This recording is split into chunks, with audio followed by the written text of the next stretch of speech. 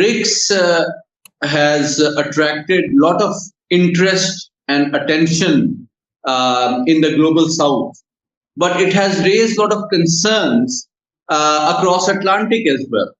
And Mr. Trump has very audaciously warned all BRICS countries that whoever promotes the de-dollarization agenda will be denied the market access to the US.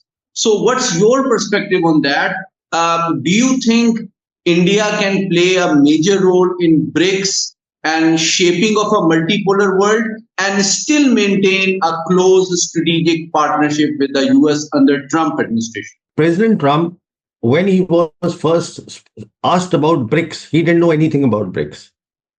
In fact, he was trying to find out what is BRICS. As I said, there are three great players which exercise strategic autonomy in BRICS. Two of those great powers are there. So to say that Trump can influence BRICS is not a sensible thing. It doesn't make sense to me at all, because those two great powers have strategic autonomy, and this is why the global south is gravitating towards that. So that is one. Second is the threats of Trump that I will impose 100% tariff on people who do de-dollarization. Now, if you see the trade between China and America, it is a huge trade. And despite everything that he is saying, I'm sure you know that right now there are people on the economic side of both China and America which are talking with one another. Because the trade is huge. You cannot ignore China. I mean, a country which is there, when you see there are total today in the world 193 nations, 140 of those are the primary trading partner with China. And 135 nations are on board the Belt and Road Initiative. China today provides 30% of the global manufacturing. China is there all the important supply chains of the world.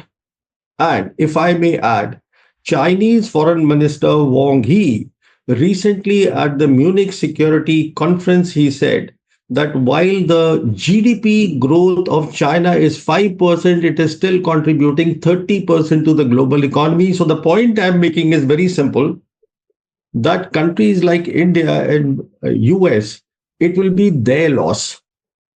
It will be their loss. The threats means nothing. You have to go by the reality. You have to go by the facts.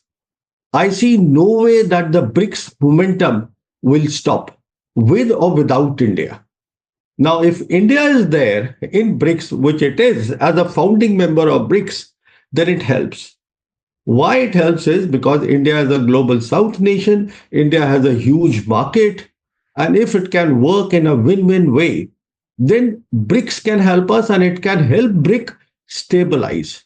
If I may go a step further and say, in my opinion, today BRICS is the centerpiece or the central institution that can stabilize the global geopolitics. It is so important and it is not stopping by any threats.